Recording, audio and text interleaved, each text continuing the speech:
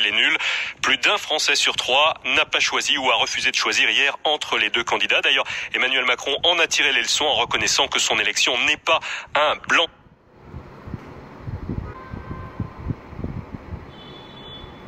La tâche est immense, a-t-il lancé face aux dizaines de milliers de personnes rassemblées dans la pyramide du Louvre hier soir. Emmanuel Macron, conscient que sa victoire n'est pas un blanc-seing. 10,5 millions de personnes ont voté pour Marine Le Pen, c'est historique.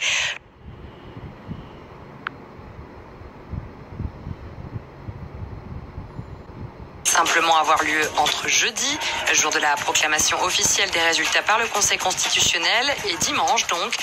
Le choix de ce jour en particulier s'expliquerait par la promesse de François Hollande formulée lors de ses vœux du 1er juin.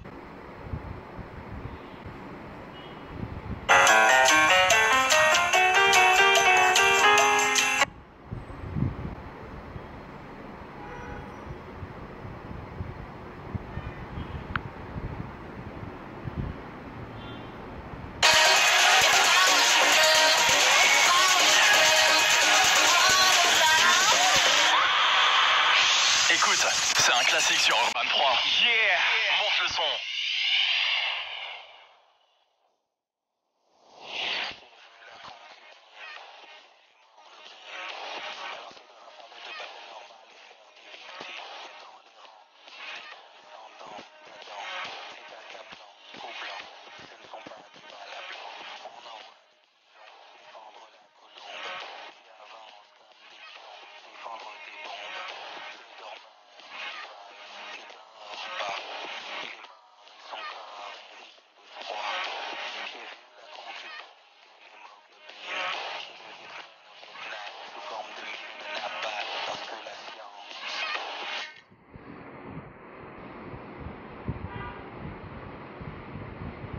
Dans nos deux départements, 49% des suffrages dans les Ardennes, 43% dans la Marne.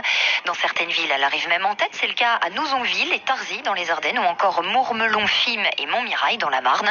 Ce matin, Baptiste Philippot, le responsable départemental du FN dans la Marne, nous disait que même si c'est une défaite pour sa candidate au niveau national, les frontistes arrivent avec une force d'opposition non négligeable dans la campagne des législatives.